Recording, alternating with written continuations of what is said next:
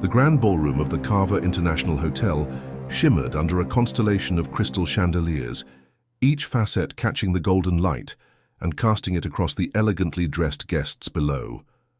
It was the annual Carver Foundation Gala, a night where the city's elite gathered not just to flaunt their wealth, but to open their hearts and wallets for a cause, building schools for underprivileged children across the globe.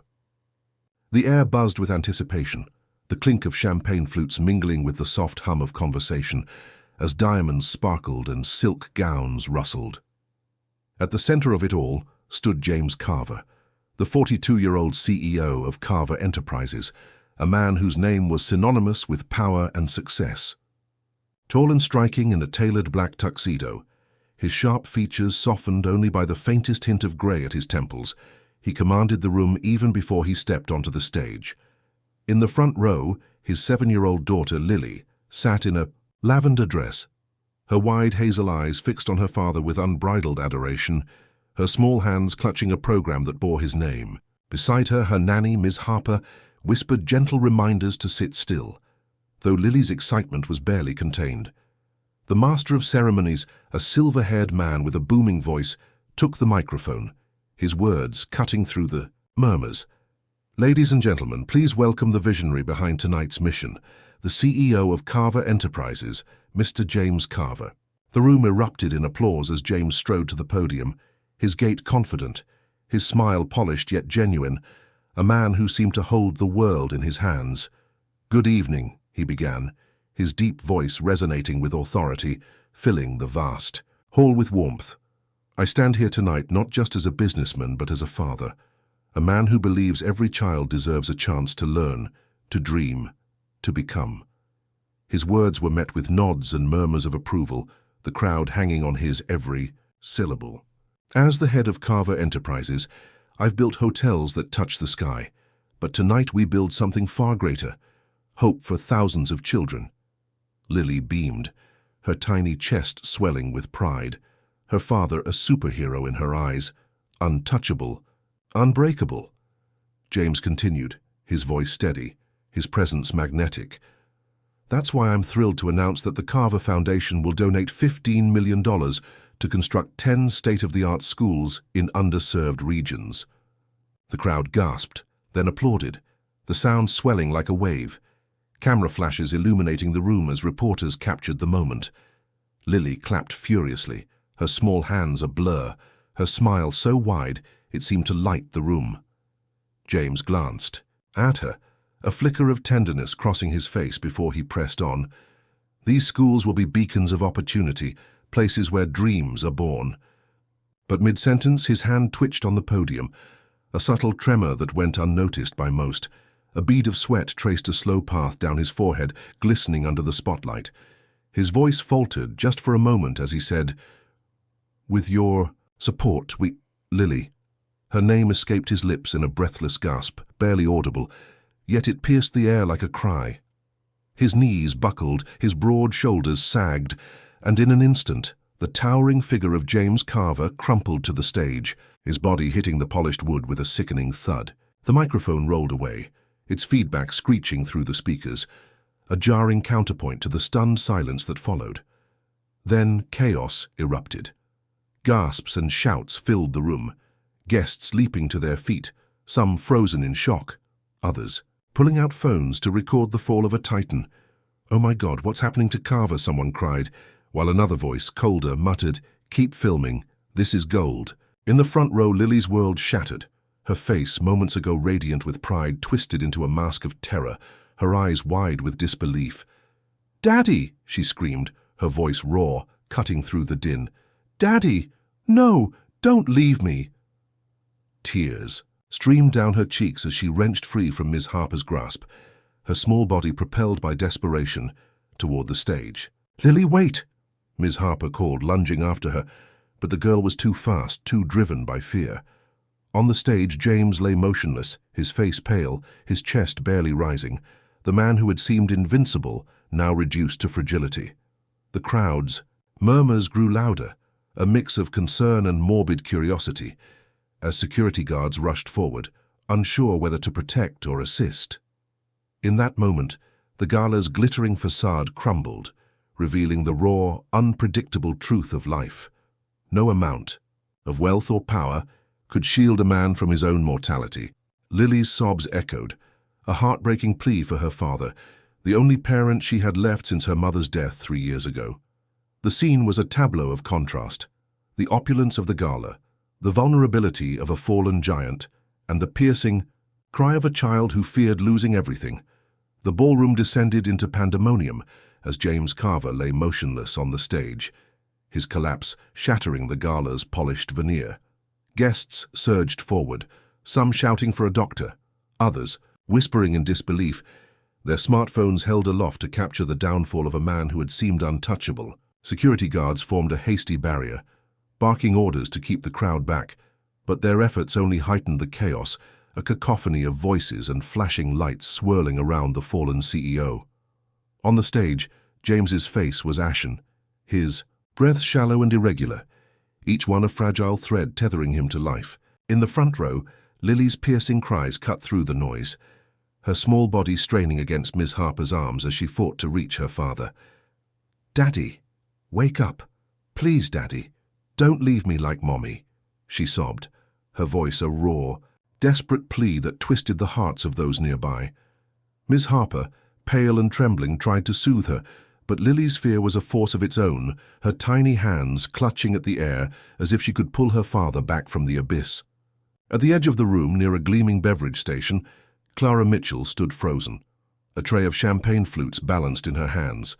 At 35, she was striking in a simple black dress, her auburn hair pinned neatly, her green eyes sharp with a quiet strength that belied her role as a server. 2 years ago, she had been a lead cardiac nurse at Carver Enterprises' flagship hospital until James fired her for exposing cost-cutting measures that endangered patients. Now she worked odd jobs to make ends meet, her career in ruins but her integrity intact. The commotion snapped her out of her thoughts, her gaze locking onto the stage where James lay. Her training kicked in, a reflex honed by years in emergency rooms, and she recognized the signs instantly: clammy skin, irregular breathing, a possible heart attack. Setting the tray down with a clatter, she pushed through the crowd, her voice rising with authority. "I'm a nurse, clear the way." Guests parted reluctantly, some staring in confusion, others too stunned to react, as Clara vaulted over a velvet rope, her dress catching briefly before she tore free. "Move, please, medical emergency," she commanded, her tone cutting through the chaos like a blade.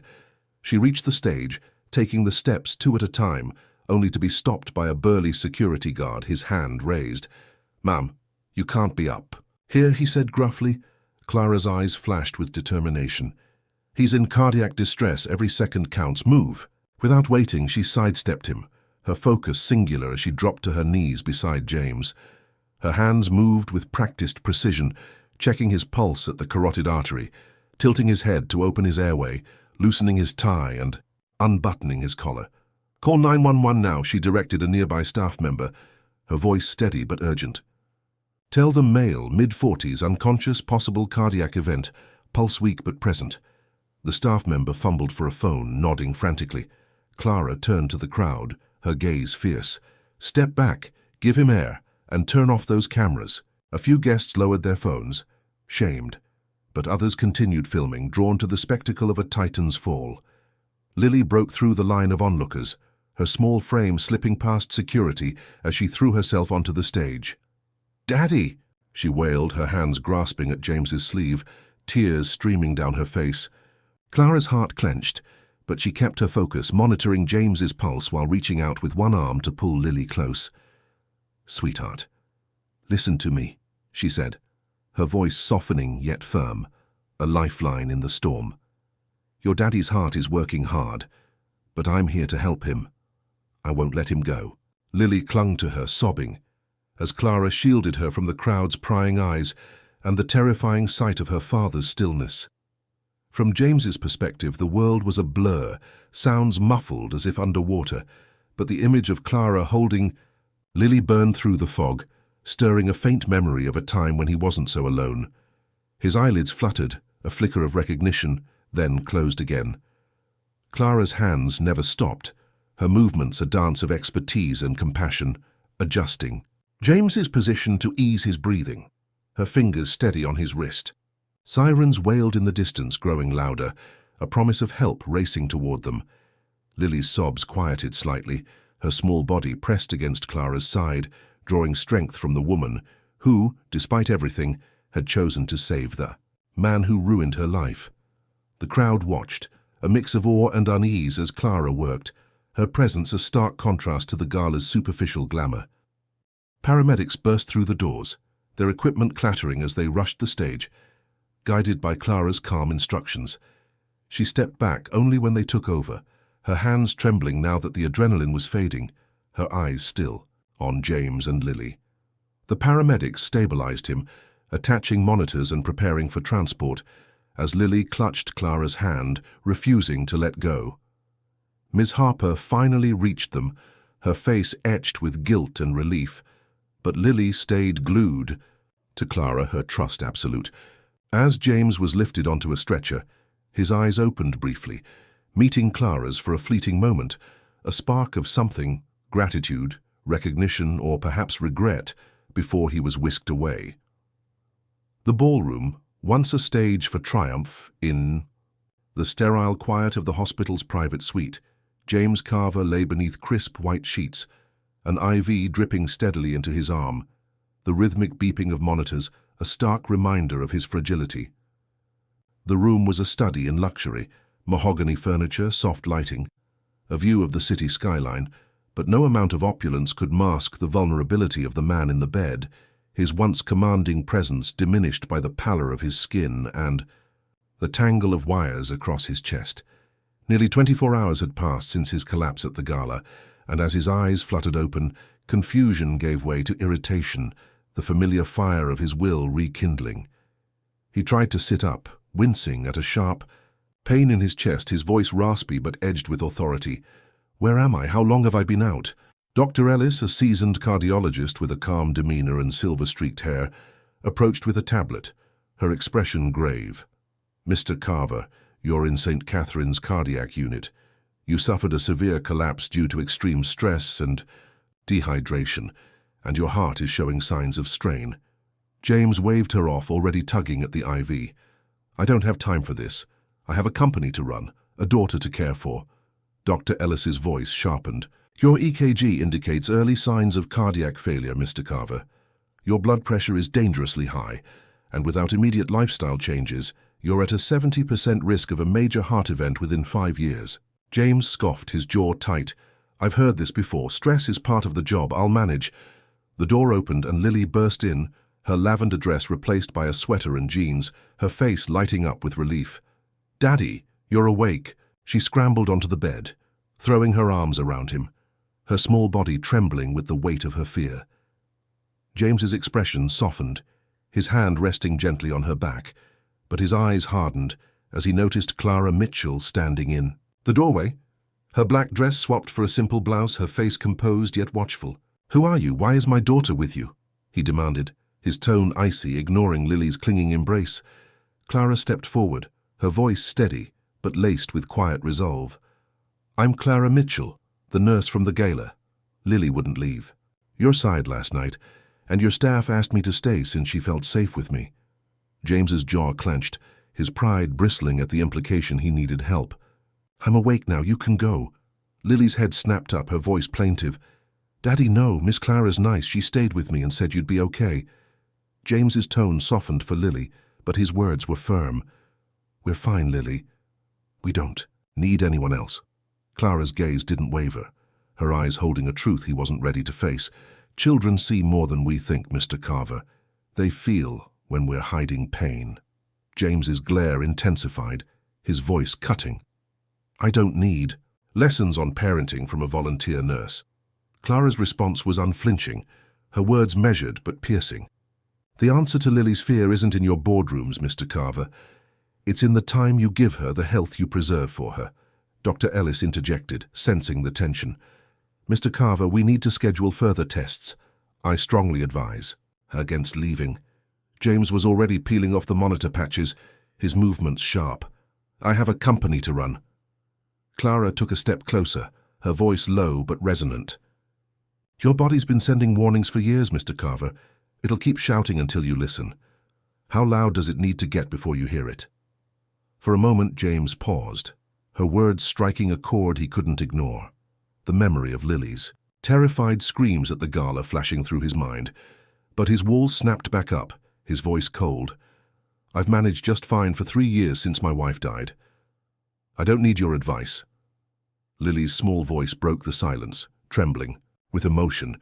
Daddy, please don't be mad at Miss Clara. She saved you. James's breath caught, his daughter's words a dagger to his heart, forcing him to see the fear in her eyes, the fear of losing him as she'd lost her mother. He looked at Clara, really seeing her for the first time, not as an intruder, but as the woman who'd knelt beside him, who'd held his daughter when he couldn't. The room grew heavy with unspoken truths, the beeping monitors a metronome to their standoff. Clara's past flickered in her mind.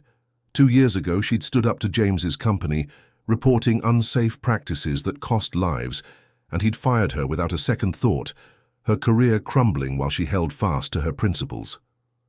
Now she stood before him again, not for revenge but for Lily, for the child who needed her father to live. James's hand tightened around Lily's, his voice softer but still guarded. Thank you for what you did at the Gala. But we're fine now.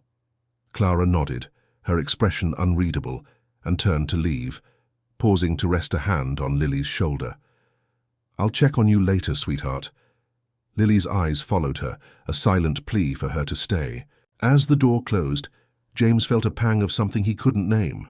Regret, perhaps, or the dawning realization that his strength alone might not be enough. Dr. Ellis sighed, jotting notes on her tablet. You're making a mistake, Mr. Carver. But James was already turning away, his mind racing back to his empire. Even as Lily's small hand clung to his, her warmth a reminder of what he stood to lose. 3 days after his hospital release, James Carver sat in his sprawling penthouse office, the city skyline glittering through floor-to-ceiling windows, a stark contrast to the chaos brewing within him. Surrounded by laptops and ringing phones, he barked orders into a video conference, his voice sharp, his focus razor-edged, as if he could outrun the doctor's warnings by sheer will. In the corner, Lily played quietly with a dollhouse, her lavender dress replaced by a sweater, her small face etched with a worry she didn't voice. The Gala collapse lingered like a shadow, and though James had dismissed Clara Mitchell's words, they echoed in his mind, gnawing at the armor of his self-assurance. The doorbell chimed, and his housekeeper, Mrs. Lang, appeared, her tone hesitant. Mr. Carver, a Miss Mitchell is here for Lily. She brought some books. James's jaw tightened, his eyes not leaving the screen. Send her away. Mrs. Lang lingered, her voice softer. Sir, Lily's been asking for her since yesterday. She said Miss Mitchell promised a special gift.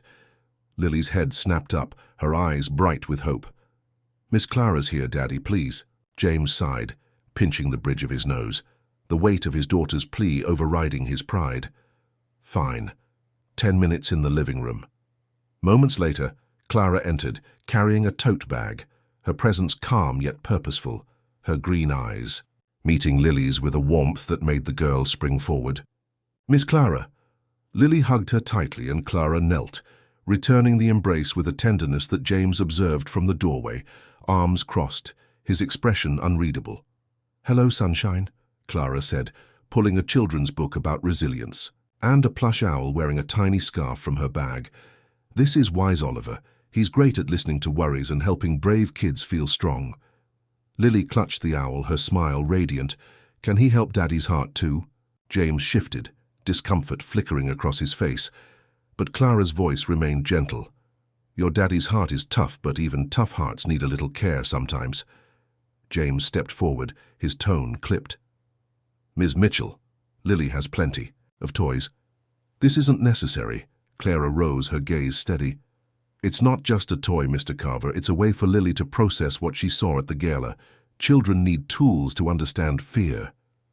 James scoffed, his patience thinning. And what? Do you know about parenting? Lily hugged Wise Oliver tighter, her voice small. Daddy, don't be mean. Clara's eyes flashed, not with anger but with a resolve that cut deeper. I know grief lingers in children differently, Mr. Carver. I know they need to feel safe to love without fear. She turned to Lily, softening. Sweetie, why don't you show Wise Oliver your room? I need to talk to your dad for a minute. Lily hesitated, then nodded, scampering off. Alone, Clara's demeanor shifted, professional and direct. Mr. Carver, I'm here because Lily called me 3 times from Mrs. Lang's phone, crying, scared you'd collapse again. James's composure cracked, his voice low. She what? Clara's. Tone softened, but her words were unflinching. She lost her mother. Now she's terrified of losing you. That night on the stage brought it all back. James ran a hand through his hair, the CEO facade slipping, revealing a father grappling with a fear he couldn't control. I didn't know she was that scared. Clara nodded, her voice quieter. Kids don't always say it. They show it. James studied her, curiosity piercing his defensiveness. You said you were a cardiac nurse. Why'd you leave? Clara's expression tightened, a shadow crossing her face. I reported your company for cutting corners on patient care. 3 months later, I was fired for performance issues that never existed before. James raised an eyebrow, surprised. You threw away your career over one report? Clara's gaze was unwavering. I kept my oath. Some promises are worth the cost. Their eyes locked, 2 strong wills recognizing a shared stubbornness, a flicker of respect passing between them. James's phone buzzed, shattering the moment, and he reached for it instinctively. I need to take this. Clara gathered her bag, nodding. I'll say goodbye to Lily. As she walked away, James called after her, his voice softer. Ms. Mitchell, thank you. For the gala. Clara turned, offering a small smile. Just doing my job, Mr. Carver. James, he corrected, surprising himself. My name's James. She repeated it softly. James, the word lingering like a fragile bridge forming. Days later, in the stark lobby of the Department of Child Welfare, James sat rigid, his lawyer beside him, his fingers drumming nervously, a rare crack in his polished exterior. Across from them, Ms. Torres, a stern social worker, reviewed a file, her voice cold. Mr. Carver, we've received reports about your health and your ability to care for Lily. James leaned forward, his tone defensive. My health is fine. It was a one-time incident. Ms. Torres's eyes narrowed. Your medical records, which you authorized for review, show you've ignored 3 doctors' advice to reduce stress. You're a single father running an empire. That raises concerns about stability. The lawyer argued, but James barely heard. A cold dread gripping him, the fear of losing Lily, a loss more terrifying than any business failure. That evening he returned home, his mind racing, only to find Clara with Lily in the living room, laughing as they built a paper castle.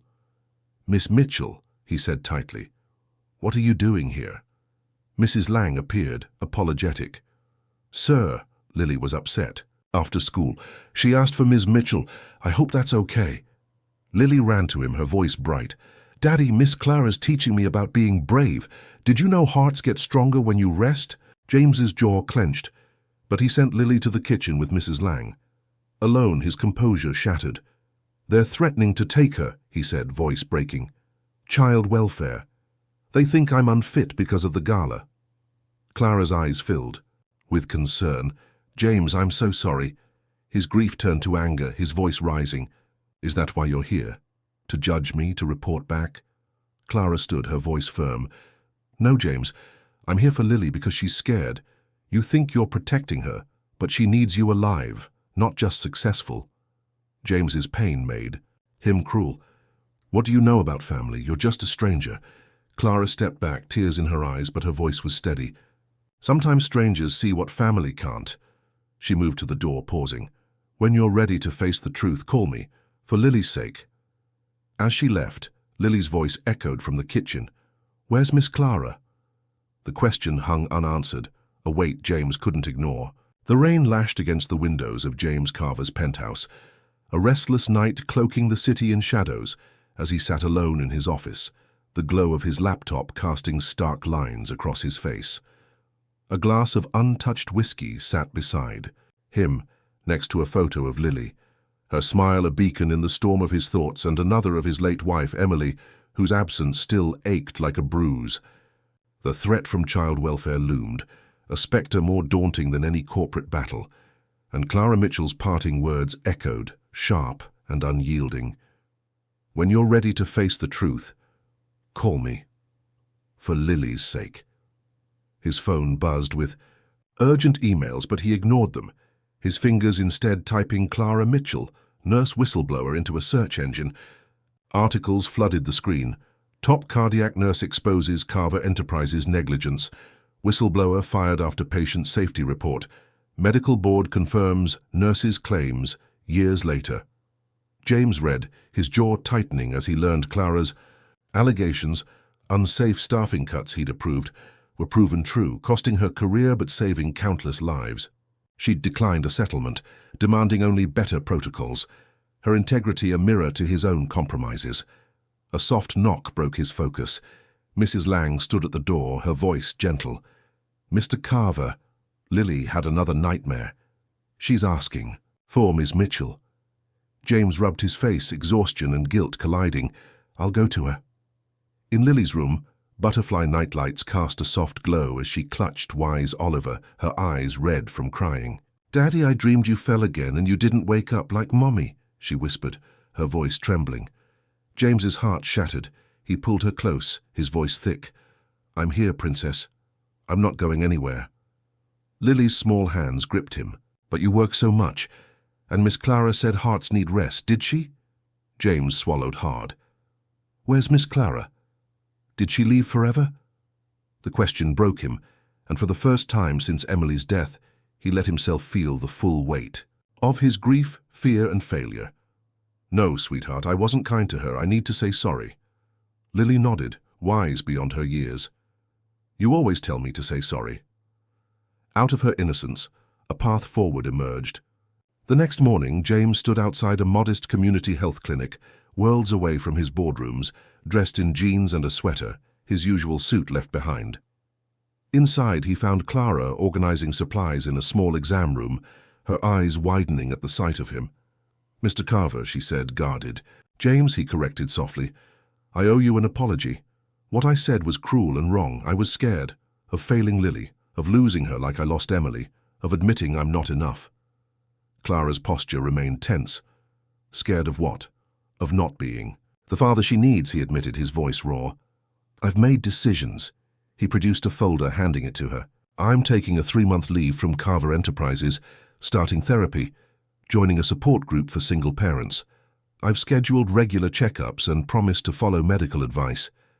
It's all here, signed not because I have to, but because I want to see Lily grow up." Clara took the folder, her expression cautious. "Why show me this?" "Because you were right," he said, his eyes meeting hers. "And because Lily needs you. You make her feel safe in a way I haven't, since Emily died." Clara studied him, then the documents, her guard softening slightly. "Words are easy, James. Change is hard." He nodded, accepting the challenge. "I'm not asking you to believe me. I'm asking you to watch me prove it." A faint smile touched her lips. "Actions over promises. I respect that." As he turned to leave, she called out, "James, tell Lily I'll visit this weekend, if that's okay." His relief was palpable. She'd love that, so would I. Over the next 2 months, James began to transform. He sat awkwardly in a parenting support group, sharing his struggles to balance work and fatherhood, his initial discomfort giving way to connection. He drove Lily to school himself, lingering at drop-off among other parents, fumbling through small talk, but trying. In his home gym, he worked with a therapist on breathing, exercises, learning to manage the anxiety that once drove him to overwork. Clara visited weekends, helping Lily with crafts or reading stories, and James watched, slowly joining them, his guarded demeanor softening. At a checkup, Dr. Ellis noted improved vitals. "Your blood pressure's down, stress markers better. Keep it up." James and Lily created a worry jar for her fears, reading notes together nightly. One read, "I'm scared you'll work too much again." He texted his COO, "Handle the deal. Family comes first." But the test came at Lily's school play, a whimsical retelling of Cinderella where she played a mouse. Backstage, James knelt to calm her nerves. "You'll be amazing, Princess. Just be brave." As he returned to the audience, a tightness gripped his chest, his breathing labored. He texted Clara, "Need help. Backstage corner." She found him pale, seated, pain etched across his face. "Chest tight," he gasped. "Started today. Thought it was stress." Clara checked his pulse, loosening his collar. "I'm calling an ambulance." "No," he protested, clutching her wrist. "Lily's play, can't miss it." "This could be a heart attack, James," she said firmly. "We're not risking it." As she called 911, the principal approached and Clara made a quick decision. "Mr. Carver's having a medical emergency. Don't tell Lily yet. Let her perform." Paramedics arrived discreetly, stabilizing James as he gripped Clara's hand. "Tell Lily I'm proud." "You tell her," Clara insisted, tears in her eyes. "This isn't the end." From the auditorium, applause signaled Lily's scene. Clara rushed to watch, recording Lily's radiant performance, her own tears falling. When Lily finished, Clara met her backstage, gently explaining James's hospital trip. "He watched you, sweetheart," she said, showing the video. "Now we need to be brave for him." At the hospital, Lily curled up beside James, and Clara stood vigil, their bond a quiet testament to the change James had begun and the work still ahead. A year after James Carver's collapse at the Gala, a quaint countryside cottage stood bathed in the golden glow of a late summer sunset, its wraparound porch overlooking rolling fields where wildflowers danced in the breeze. Gone was the sterile grandeur of his penthouse. This home was warm, lived in, filled with the laughter of Lily, now 8, who chased a floppy-eared puppy named Biscuit through the grass. James sat in a rocking chair on the porch, no longer the untouchable CEO, but a man softened by time and trials, reviewing a manuscript titled Oliver's Brave Heart, co-authored with Lily for the Carver Foundation's new Children's Health initiative. A simple gold band glinted on his finger, a quiet promise made months ago. Clara emerged from the house carrying 2 mugs of chamomile tea, her auburn hair loose, a matching ring catching the light as she handed him a mug. "How's the manuscript coming?" she asked, settling beside him, her voice warm with the ease of partnership. "Almost ready," he replied, flipping a page. "The foundation wants it in all 10 schools by fall." Under their leadership, the Carver Foundation had pivoted to fund cardiac care and preventative education, a mission born from James's near loss and Clara's expertise. He was no longer CEO, now chairman with limited hours, his days spent with Lily and Clara, building a life rooted in presence over power. Down in the field, Lily's laughter rang out as Biscuit yipped, her joy a stark contrast to the fear that once shadowed her eyes. "She's happier than ever," Clara observed, her gaze soft. "We all are," James said, taking her hand, his thumb brushing her ring. "That collapse was the best thing that happened to me." Clara raised an eyebrow, teasing. "Better than our engagement." He chuckled, a sound freer than it had been in years. Close second. Their journey hadn't been easy. After James's minor heart attack at Lily's play, confirmed by tests as the result of years of neglect, he'd woken to find Lily asleep beside him, Clara standing watch. "You didn't miss it," she'd told him, showing the video of Lily's performance, her voice firm. "You've been there every day. One setback doesn't erase that." Her words anchored him through recovery as he leaned into therapy, exercise, and time with Lily. Clara became a constant, joining them for picnics, helping Lily with homework, her presence a balm to their grief.